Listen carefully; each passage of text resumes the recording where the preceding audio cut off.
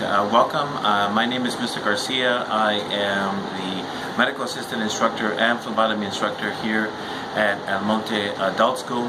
What I wanted to do today is just kind of draw some blood, perform a vena puncture on a patient, and I want to show you some of the skills that we will actually be teaching you here at our school. Once again, everyone, welcome. Okay, I have a volunteer here. The first thing we're going to do with our volunteer, everyone, is give the volunteer something to hold on to while we do the blood draw.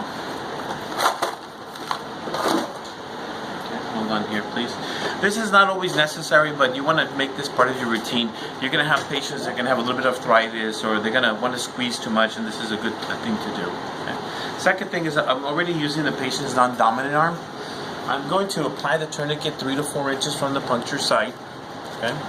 I'm going to rest the patient's arm, and then I'm automatically going to start palpating. I'm going to palpate, and I'm already, first of all, I'm going to look for the medial vein, which is I find here. Then I'm going to look for the cephalic vein, and then I'm going to look for the basilic vein.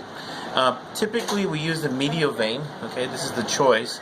You don't always see things. With this finger, I'm actually palpating and feeling a bouncing sensation, and I kind of palpate this way, and I palpate this way. This way gives me a net. I find the vein, and this way I find the direction of the vein, which in this case I already kind of marked it. In the meantime, while I'm talking to you, I'm memorizing where it's at. That way I can start the procedure. I'm going to release the tourniquet and make sure the patient's okay. I'm going to clean it with 70% isopropyl from the inside out. Give it a nice little clean. Obviously, if the patient was extremely dirty, I would maybe do this one time or 2 times. I'm going to put on some non-sterile gloves while the alcohol is drying. I'm going to assemble the equipment and make sure that I have everything ready so when I start the procedure. Now I'm going to start the procedure. I'm going to reapply the tourniquet. And I'm going to do something a little bit different than I didn't do before. If I can have you put your arm right here, please. Just put your arm right there. This way, everybody, the patient holds still. You have everything where you need it to be. I'm going to anchor the vein so it doesn't move. I'm taking the cap off, inspecting it. Bevel up. Insert. Okay. The blood, I see a blood return. I automatically take off the tourniquet. This will fill up, everyone, to its maximum capacity. I do need it for the class for later on. In the meantime, I'm observing my patient, making sure my patient is okay.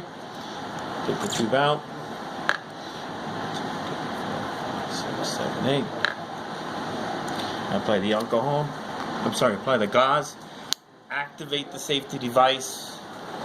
Put it into the sharps container. Okay. Hold here, please. As the patient's holding, okay,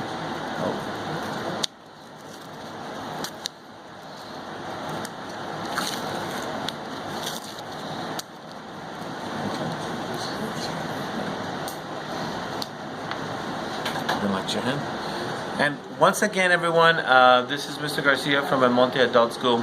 I know there was a few errors with the blood draw. Unfortunately, I can't redraw the patient when they're volunteering, but you get a good inside look at what you're getting here at our facility. Okay, thank you very much, everyone.